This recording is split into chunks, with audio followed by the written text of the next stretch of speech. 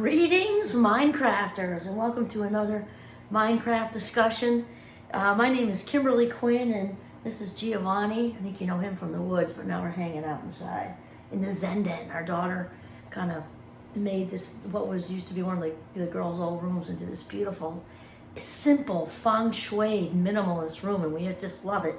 And so anyway, what I want to talk to you, actually it relates really, is about becoming a member of the 5 o'clock a.m. club. Before you hang up on me, because I'm sure lots of people might really want to. I don't know if you have any idea how great it is. It's so good. And we're going to talk about the things that have to kind of be in place for it to actually work. Because if you just try to tough it out for a few days, but you don't really want it, and you don't really want it for a reason, it's not going to work. Gee, come on. He's trying to give himself a little scratch there. He's giving us his best side. Okay, excellent.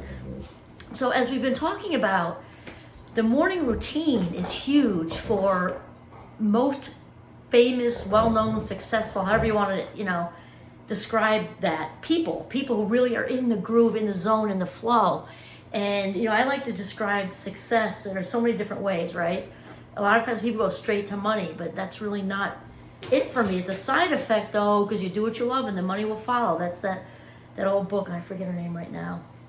I can almost see it. Anyway, do what you love and the money will follow. So money and every square footage and, the car, all that can follow, and can and does follow when you're doing what you love. But for me, the whole success thing is being, living your highest vibe, most authentic self. When you're just sucking the marrow out of life. You're in love with your life, you're in love with you, and you're spreading the positivity all over the place, and whatever that means for your own purposes, the why you were on this earth kind of thing.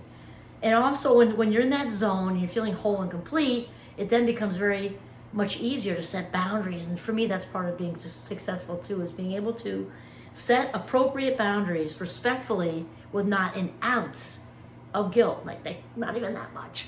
So anyway, big definition of success, and then all that other stuff tends to follow along, which is great. Usually when you're not thinking about or caring about it is how it works. So the 5 o'clock a.m. thing, obviously I don't know every single person out there. No one does. But as far as I read voraciously, and I'm watching, uplifting YouTubes and things like that. I've watched, a million interviews with my good friend Oprah and all the, lots of great thinkers and influencers across the world and everything. And the high majority of them are not sleeper inners. I'm just telling you. It's just it's the plain simple truth. So one of the first things, actually, and I got to give some inspiration. I talk about this a lot, and I talk about this a lot. The morning routine, as you know. But I've been looking into sort of new, YouTuber friends, potential friends, right? And Amy Landino has got a lot going on. So she inspired me about the phone thing, so specifically. So because she's an admitted would love to sleep in, but knows it's better to get up at 5 because she's got all kinds of projects going like I do. And the first one is to put your phone away. I would agree with that. I don't have my phone anywhere near my bedroom. It's out in the kitchen. And if you want to set your alarm, set the alarm on the phone in another room, which is what she does and also what I do, actually. I also have an Alexa, and she moves around. She's in her bedroom or she's out, depending on who's listening to music, out in the living room. But no matter what, I have to get up. And honestly, you don't want to be in that habit of checking your phone right away anyway. It's totally unhealthy. And it kind of insinuates a little bit of addiction. I'm just saying. You want to do other things and then check your phone. It's just healthier. So get the phone out of the way. It also prevents the tap, tap, tap on the snooze. If you're an unconscious or an alarm clock, whatever. My husband and I are kind of old school with that. But the alarm clocks tend to fall off his dresser for some reason. Anyway, if you're an unconscious snooze button hitter, you want to get that out of the way, whether it's a phone or an old school alarm clock or whatever, because we can do all kinds of things in our sleep, and we're just like, where'd that hour or 2 or 3 go? So get it out of the way. And second one, Amy talked about her too, but I actually already listened to Mel, and I actually already do her 5-second rule.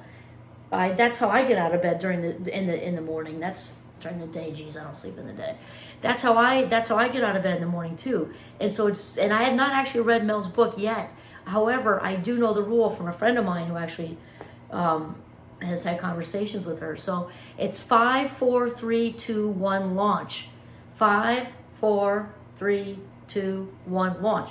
By the time you get from 5 to launch, your brain is making the shift from this awful idea of getting up now, especially in Vermont in the cold and dark, and actually doing something. And it works really, really well. And I think I've said it a lot of times. When I do the 5, 4, 3, 2, 1 launch, I say thank you. Actually, before the launch, I say thank you out my bay window, and I don't say any more than thank you, but I'm just thinking thank you for the gift of another day, really. Then I do the 5, 4, 3, 2, 1 launch thing, swing around, feet land on the ground, and I say thank you out loud. I don't say the rest of this, but in my head I'm thinking, as my feet hit the floor, sound, mind, body, spirit, my vertebrae are thankfully all healthy and in alignment. My feet are healthy, the whole health thing. And I say thank you, and then I head for the gratitude journal. So the third thing, well, my thing is the gratitude journal. That's what's next for me. I make hot tea, and Amy's is a little different. I make hot tea first, microwave 2 minutes, and usually before it beeps, I'm done with my I am grateful for, I am grateful for, I am grateful for.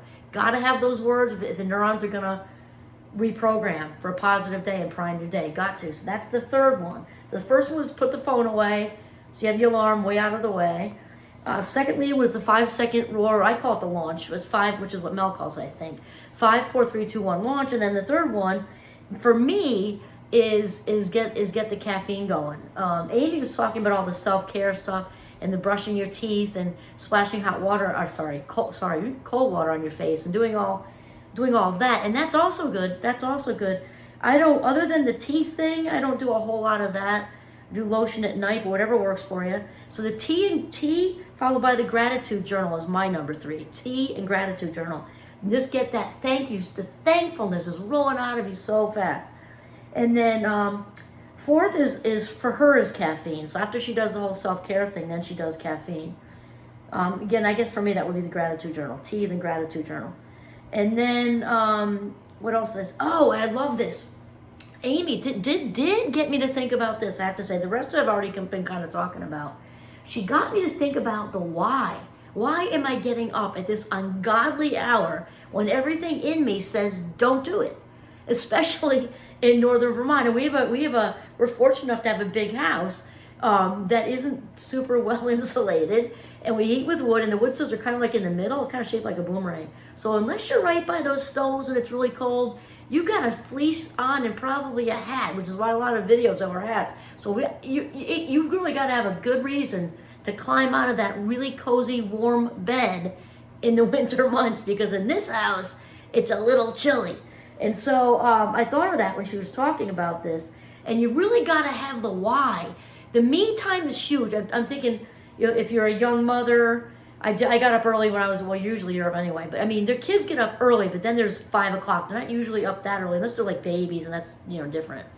But when I was a young mom, I got up early to have that time to myself, to just read something. And I had my Sarah Von Bresnick's Simple Abundance. I read that for years, because it's in little short, like page and a half. There are a lot of books like that. Uplifting. Hers is seasonal. In February, she talks about all the coziness and snow, and in April, like she's feng shuiing everything, and it was just such a nice treat. So the me time is huge, though probably that may not last forever, okay? Because it's big, especially again if you're a young parent, or maybe you're like in that middle sort of stage with the kids and they're teenagers. That's another good reason. You're racing into sports all over the place. So once they get home, like you're just flying around all night and nights kind of rushed. That's another good reason.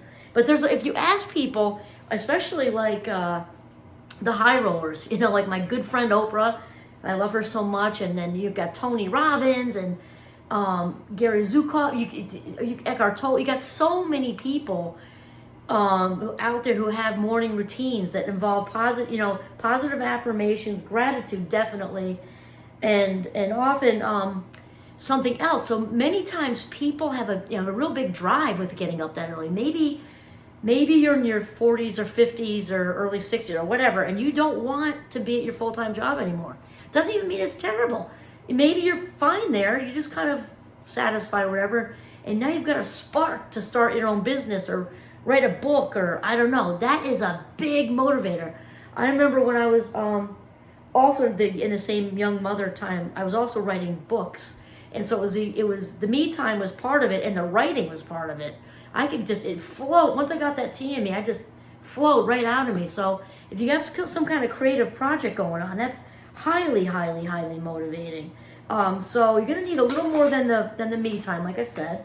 Works for a while, or hobby. Maybe it's the only time. Like I used to decoupage chairs when the kids were little. I loved doing it, and that was also a good time to do that. Sometimes it's just you want to read or something, do something enjoyable, but as you don't want to just get up at 5 o'clock in the morning, especially in this house on the cold tile floor, and be like, what was this for? Like, let's climb back into bed. What was this for?